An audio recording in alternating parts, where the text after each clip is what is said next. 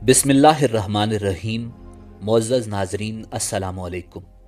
मैं हूं Adil Jahangir. Welcome to info at Adil. नाज़रीन, आज की वीडियो में हम आपको मोहम्मद बिन कासिम के मुकम्मल हालात ज़िंदगी और उनकी ज़िंदगी में पेश आने वाले अहम तरीन वाक़यात के बारे में बताएंगे और उस जुल्म का भी तज़किरा करेंगे जो मोहम्मद बिन कासिम से करवाया गया। मगर वीडियो में आगे बढ़ने से पहले अगर आप हमारे चैनल पर नए हैं तो बराए मेहरबानी हमारा channel info at Adil subscribe करें, जहां आपको बिलखुसूस इस्लामिक हिस्ट्री और बिलउमूम दुनिया भर की मुनफरिद मालूमात पर मबनी वीडियोस मिलती रहेंगी। नाज़रीन, मोहम्मद बिन कासिम का पूरा नाम इमादुद्दीन मोहम्मद बिन कासिम बिन यूसुफ अस-सकफी था। आप बनु उमैया के मशहूर सिपा सालार और तारीख के जालिम तरीन हुक्मरान हज्जाज बिन यूसुफ के भतीजे थे। नाज़रीन, मोहम्मद बिन कासिम साल 694 ईस्वी में ताइफ में पैदा हुए। उनके वालिद खानदान के मुमताज अफराद में शुमार किए जाते थे। जब हज्जाज बिन यूसुफ को इराक का गवर्नर मुकर्रर किया गया तो उसने सकफी खानदान के मुमताज लोगों को मुख्तलिफ ओहदों पर मुकर्रर किया। उनमें मोहम्मद बिन कासिम के वालिद कासिम भी थे, जिनको बसरा का गवर्नर बनाया गया। इस तरह मोहम्मद बिन कासिम की इब्तिदाई तरबियत बसरा में हुई। तकरीबन 5 साल की उम्र में उनके वालिद का इंतकाल हो गया। नाजरीन, बचपन ही से मोहम्मद बिन कासिम मुस्तकबिल का ज़हीन और काबिल शख्स नजर आता था। गुर्बत की वजह से आला तालीम हासिल करने की ख्वाहिश पूरी न कर सके, इसलिए इब्तिदाई तालीम के बाद फौज में भर्ती हो गए। फ़नून सिपागरी की तरबियत उन्होंने दमिश्क में हासिल की और इंतहाई कम उम्री में अपनी काबिलियत और गैर मामूली सलाहियत की बदौलत फौज में आला ओहदा हासिल करके इम्तियाजी हैसियत हासिल की। 15 साल की उम्र में साल 708 ईस्वी को ईरान में कुर्दों की बगावत के खात्मे के लिए सिपा सलारी के फराइज सौंपे गए। उस वक्त बनु उमैया के हुक्मरान वलीद बिन अब्दुल मलिक का दौर था और हज्जाज बिन यूसुफ इराक का गवर्नर था। उस मुहिम में मोहम्मद बिन कासिम ने कामयाबी हासिल की और एक मामूली छावनी शिराज को एक खास शहर बना दिया।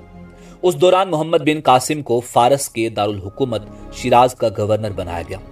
उस वक्त उनकी उम्र सिर्फ 17 बरस थी। अपनी तमाम खूबियों के साथ हुकूमत करके अपनी काबिलियत और जहानत का सिक्का बिठाया और 17 बरस की उम्र में ही सिंध की मुहिम पर सालार बनाकर भेजा गया। नाजरीन, हज्जाज बिन यूसुफ ने मक्का मुकरमा में हजरत अबू बकर सिद्दीक रजी अल्लाह ताला अन्हो के नवासे अब्दुल्ला बिन जुबैर रजी अल्लाह ताला अन्हो की हुकूमत खत्म की और उनकी लाश मस्जिद अल हराम में लटका दी।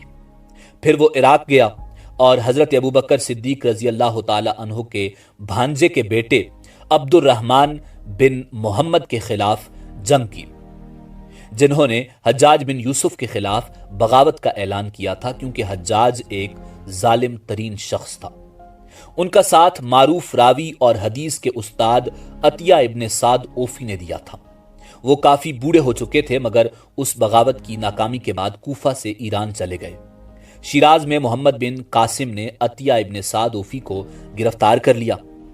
नाज़रीन, तहजीब तहजीब में हाफिज इब्ने हजर अस्कलानी, तबकात अल कुबरा में इब्ने साद और तारीख तबरी में अल्लामा अबी जाफर मोहम्मद बिन जरीर अल मारूफ अत-तबरी लिखते हैं, हज्जाज बिन यूसुफ ने मोहम्मद बिन कासिम को खत लिखा कि हजरत अतिया बिन साद ऊफी को तलब करके उनसे हजरत अली करमल्ला वजुल करीम पर सबो शतम करने का मुतालबा करे और अगर वो ऐसा करने से इनकार कर दें तो उनको 400 कोड़े लगाकर दाढ़ी मूंड दे।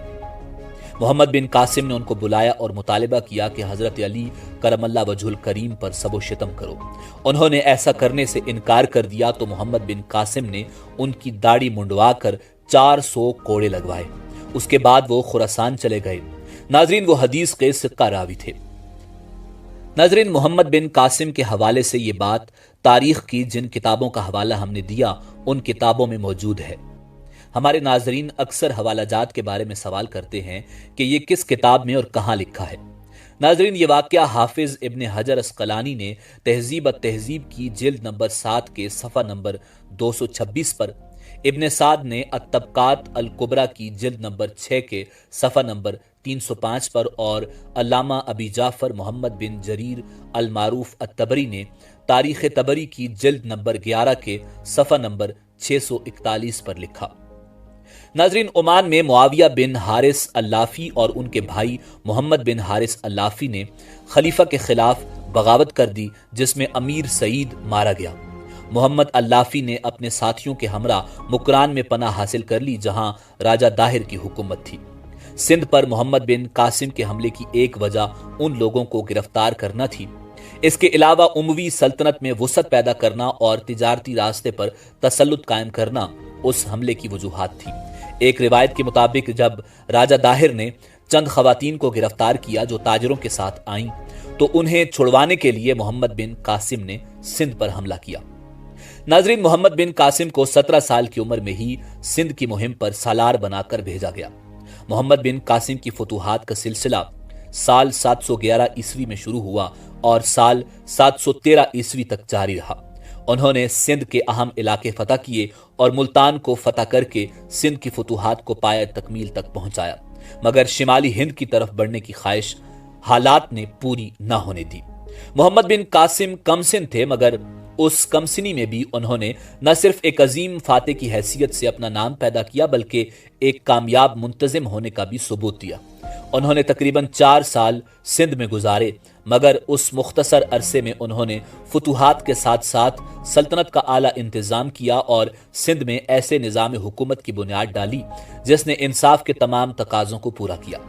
ناظرین، محمد بن قاسم نے اپنی صلاحیتوں، جرت اور حسن تدبر و اخلاق کے باعث ہندوستان میں جو کارنامے انجام دیے وہ قابل ذکر ہیں۔ سندھ کے عوام کے لیے انہوں نے رواداری کی بڑی عمدہ پالیسی اختیار کی۔ محمد بن قاسم کی سندھ کی فتح سیاسی، معاشرتی، مذہبی اور عملی ہر اعتبار سے بے شمار اثرات کی حامل تھی۔ ناظرین، ملتان کی فتح کے بعد محمد بن قاسم نے شمالی ہند کے سرسبز و شاداب علاقے کی جانب متوجہ ہونے کے لیے قدم بڑھائے۔ پہلے قنوج کے راجہ کو دعوت اسلام دی، مگر اس نے قبول نہ کی تو محمد بن قاسم نے قنوج پر حملے کی تیاری شروع کر دی۔ اس دوران حجاج بن یوسف مر گیا، جس پر محمد بن قاسم قنوج پر فوج کشی کی بجائے واپس آ گیا۔ حجاج بن یوسف کے مرنے کے بعد ولید بن عبد الملک نے مشرقی ممالک کے تمام گورنروں کے نام احکامات جاری کیے کہ وہ تمام فتوحات اور پیش قدمی روک دیں۔ محمد بن قاسم کی شمالی ہند کی فتوحات کی خواہش پوری کرنے کی حالات نے اجازت نہ دی اور کچھ ہی ماہ بعد خلیفہ ولید بن عبد الملک بھی مر گیا۔ اموی خلیفہ ولید بن عبد الملک کے انتقال کے بعد فاتح سندھ محمد بن قاسم کا زوال شروع ہو گیا، کیونکہ ولید کے بعد اس کا بھائی سلیمان بن عبد الملک جانشین مقرر ہوا، جو حجاج بن یوسف کا سخت دشمن تھا۔ حجاج کا انتقال اگرچہ اس کی خلافت کے آغاز سے قبل ہی ہو گیا تھا، مگر اس عداوت کا بدلہ اس نے حجاج کے تمام خاندان سے لیا اور محمد بن قاسم کی تمام خدمات اور کارناموں کو نظر انداز کرتے ہوئے انہیں حجاج کے خاندان کا فرد ہونے کے جرم نے عتاب کا نشانہ بنایا۔ سلیمان بن عبد الملک نے یزید بن ابی کبشہ کو سندھ کا والی بنا کر بھیجا اور حکم دیا کہ محمد بن قاسم کو گرفتار کر کے میرے پاس بھیجو۔ محمد بن قاسم کے ساتھیوں کو جب ان کی ہونے والی گرفتاری کا پتہ چلا تو انہوں نے محمد بن قاسم سے کہا کہ ہم تمہیں اپنا امیر جانتے ہیں اور تمہارے ہاتھ پر بیعت کرتے ہیں، خلیفہ کا ہاتھ ہرگز تم تک نہیں پہنچنے دیں گے، مگر محمد بن قاسم نے خلیفہ کے حکم کے سامنے اپنے آپ کو جھکا دیا۔ یہ ان کی غفلت کی سب سے بڑی دلیل ہے کہ اگر وہ ایسا نہ کرتے تو ان کی امداد کے لیے سندھ کے ریگستان کا ہر ذرہ آگے آتا، مگر انہوں نے اپنے آپ کو ابی کبشہ کے سپرد کر دیا۔ محمد بن قاسم کو گرفتار کرنے کے بعد دمشق بھیج دیا گیا۔ سلیمان بن عبد الملک نے انہیں واسط کے قید خانے میں قید کروا دیا۔ 7 ماہ قید کی صعوبتیں جھیلنے کے بعد وہ اس دنیا سے رخصت ہو گئے۔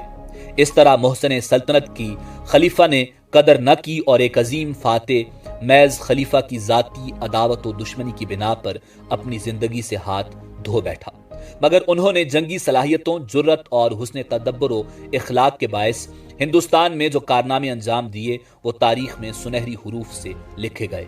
ان کی موت سے دنیا اسلام کو عظیم نقصان پہنچا۔ नाजरीन, मोहम्मद बिन कासिम सिंध में तकरीबन 4 साल रहे। फतह सिंध के बाद उन्होंने यहाँ का निजाम हुकूमत इंतहाई कामयाबी से चलाया। इस निजाम की कामयाबी यकीनन उनकी शख्सियत की मरहून मिन्नत थी। उनको सिंध की गवर्नरी से माजूल करके यजीद बिन अबी कबशा को गवर्नर मुकर्रर किया गया, मगर उसका चंद ही दिन बाद इंतकाल हो गया। उसके इंतकाल और नए गवर्नर के आने तक मोहम्मद बिन कासिम की गिरफ्तारी के असरात सिंध में बदनज़मी की सूरत में नजर आने लगे। नाजरीन, इसी उम्मीद के साथ इजाजत दीजिए कि आपको हमारी वीडियो पसंद आई होगी। मिलते हैं बहुत जल्द एक नई तारीखी और मालूमाती वीडियो के साथ। देखते रहिए info@adil। अल्लाह रब्बुल इज़्ज़त आपका हामी व नासिर हो।